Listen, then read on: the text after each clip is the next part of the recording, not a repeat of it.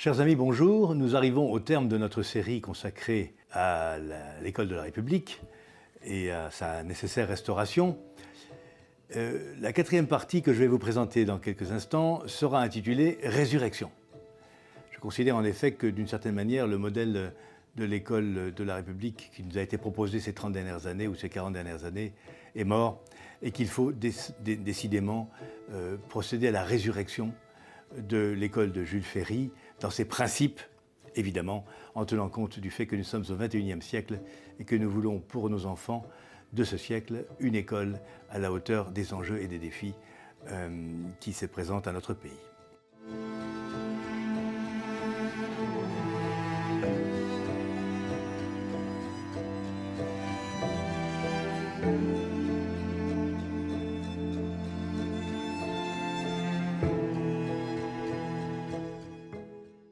La question de la résurrection se pose dans les termes suivants. Faut-il tout reprendre ou faut-il agir sur certains leviers?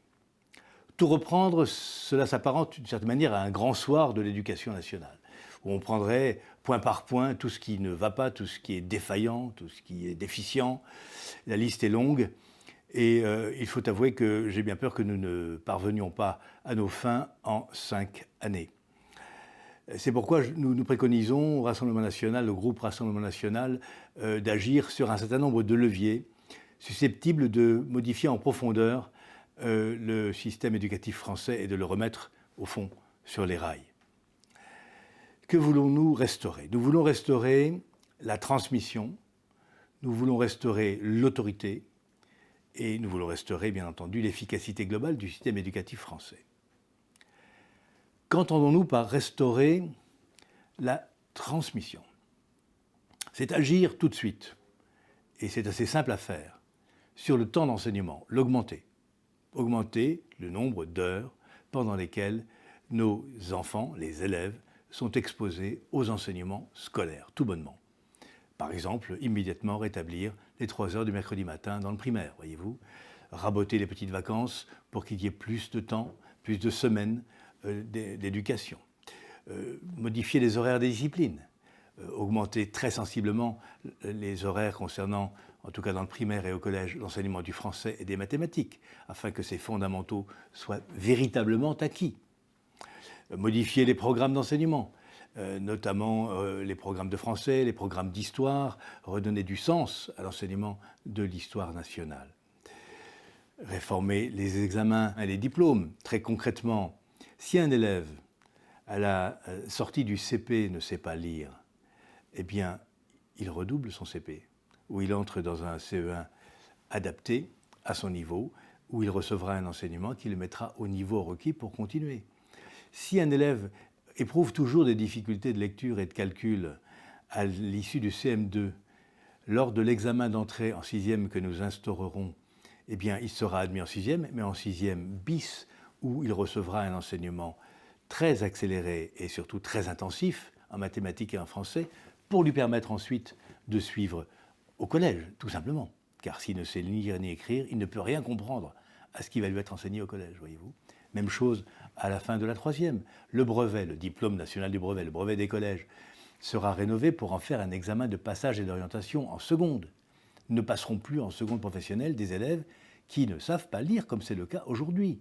N'est-ce pas? Ceci est intolérable et produit une sorte de, comment dirais-je, une déliquescence du système, et ça produit de la souffrance sociale, de la souffrance humaine et un gâchis énorme en termes de ressources. Donc, nous allons restaurer la transmission et redonner leur sens au diplôme sur les voies que je viens de vous indiquer. Restaurer l'autorité, qu'est-ce que ça signifie? D'abord, ça signifie se pencher sur le recrutement et la formation des maîtres. Actuellement, les professeurs d'école ou de collège et de lycée sont recrutés puis formés au sein des INSPE, Instituts nationaux supérieurs du professorat et de l'éducation, qui sont des instituts universitaires. C'est-à-dire qu'en fait, c'est l'enseignement supérieur qui prépare les professeurs du premier degré et du second degré à leur métier au sein de l'éducation nationale. Ceci est une erreur.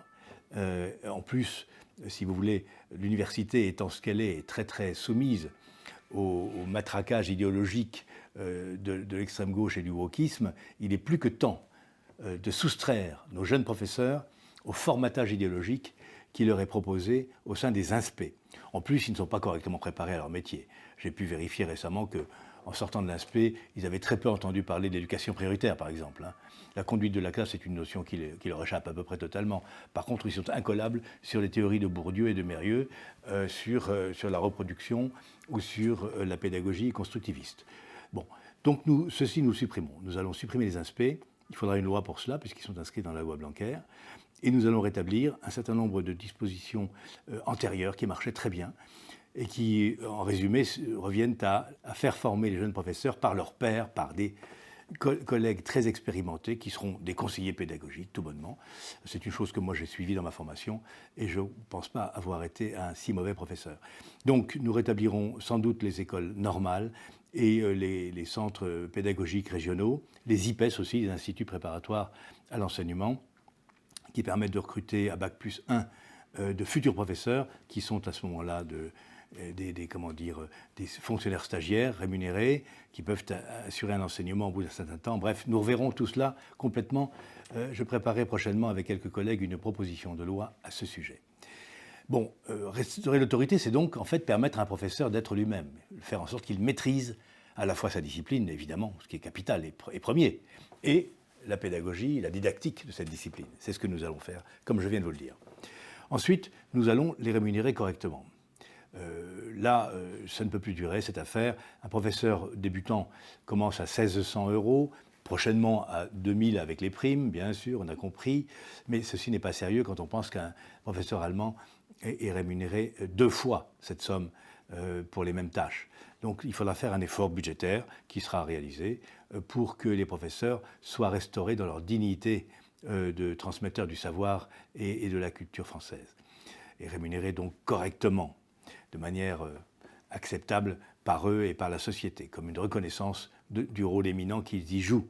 Restaurer l'autorité, c'est un versant répressif en ce qui concerne les fauteurs de troubles, ceux qui empêchent le déroulement correct de l'enseignement dans les classes, soit parce qu'ils ont décidé d'y mettre la pagaille, soit parce qu'ils obéissent à des mots d'ordre islamistes, par exemple.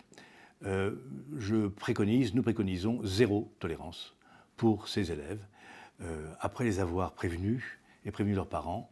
S'ils persistent dans ces attitudes qui perturbent gravement, voire empêchent l'action éducatrice, ils seront tout simplement expulsés de l'enseignement public. Ce sera aussi simple que ça. Nous prendrons les textes nécessaires pour que ce soit possible, avec toutes les conséquences. Pas de bourse, pas d'allocation, plus rien. Ensuite, nous allons instaurer une obligation de déclaration des incidents et des atteintes à la laïcité. Parce qu'actuellement, chaque proviseur, chaque principal, chaque directeur d'école ou inspecteur fait à peu près ce qu'il entend faire en fonction de son appréciation de la situation. Donc on ne sait pas ce qui se passe. Donc l'obligation de signalement sera inscrite dans le statut professionnel, dans les obligations réglementaires de service des chefs d'établissement. Et je suis certain qu'ils s'y conformeront. Ça nous permettra de sévir vis-à-vis de ceux qui précisément se livrent à ce genre d'atteinte au bon fonctionnement du service public d'éducation et de l'école de la République. Ensuite, nous veillerons à la neutralité du service public. Il y a beaucoup trop d'associations qui se promènent dans les classes et qui débitent des fadaises, voire carrément de la propagande idéologique. Je pense au planning familial, à SOS homophobie, à LGBT machin, etc., qui viennent tournebouler la tête de nos enfants pour des raisons qui n'ont absolument rien à voir avec l'éducation, mais tout à voir avec la politique. Ces gens seront tout simplement expulsés, c'est-à-dire que nous mettrons fin, concrètement, aux conventions qui lient actuellement le ministère de l'Éducation nationale et ses associations. Ce sera très vite fait, et ce sera fait immédiatement. Restaurer l'efficacité du système éducatif, donc ça procède de tout ce qui précède, mais je voudrais insister sur un point. L'une des missions de l'école est l'assimilation à la société française. L'assimilation à la société française est une notion de droit qui est inscrite dans le Code civil, n'est-ce pas, dans le Code de la nationalité, et qui dit bien ce qu'elle veut dire. Pour devenir français, il faut vouloir s'assimiler ou accepter d'être assimilé par la société française. C'est le rôle de l'école. L'école a un rôle assimilationniste, et pas seulement pour les étrangers, les allophones et autres réfugiés, pas du tout. Aussi pour les petits Français nés en France, de parents français de très longue date, etc. L'école a cette fonction de faire d'enfants des citoyens français. C'est son projet. C'est son projet. je veux dire, légale, officielle, réglementaire, philosophique, anthropologique même. Donc, depuis Jules Ferry. Et donc, nous devons revenir à ces fondamentaux-là. Et améliorer l'efficacité de l'école, c'est travailler la notion d'assimilation au sein de l'école et par l'école. Donc, ça signifie, par exemple, que les diplômes retrouveront leur dignité. Le baccalauréat, qui a été détruit par Jean-Michel Blanquer et Pape Ndiaye, sera rénové, restauré dans sa dignité antérieure. On le modernisera, mais nous retrouverons les 3 séries, nous retrouverons un examen terminal, nous retrouverons l'anonymat, et nous retrouverons le fait qu'il faut avoir le bac absolument pour être affecté dans l'enseignement supérieur. C'est-à-dire qu'il faudra d'abord avoir le bac avant d'être affecté, vous voyez. Donc ça changera, je pense, un petit peu les choses et redonnera une valeur académique et sociale au baccalauréat. C'est ça aussi l'efficacité du système éducatif. C'est qu'il pourvoit les élèves de diplômes qui ont une reconnaissance sociale et académique certaine. Nous verrons comment articuler correctement le service national universel et le lycée. Il y a peut-être là une piste à creuser. Ça reste un état de projet pour l'instant. Mais nous pourrions très bien inclure en effet dans les études lycéennes des séquences de service national universel, dans la mesure où celui-ci est une éducation au patriotisme, au respect de la nation, à la connaissance de son histoire et des institutions qui la défendent. Je pense donc que nous travaillerons dans ce sens. Nous réformerons également, efficacité, l'éducation prioritaire. J'ai eu l'honneur de présider la mission d'information parlementaire sur l'éducation prioritaire qui rendra ses conclusions la semaine prochaine et nous devons la réformer. Il n'est pas question de s'en passer, il n'est pas question de la supprimer, ça ne nous a jamais effleuré. Non, il faut la réformer de manière à ce qu'elle soit efficace et notamment en matière d'assimilation et de transmission des valeurs.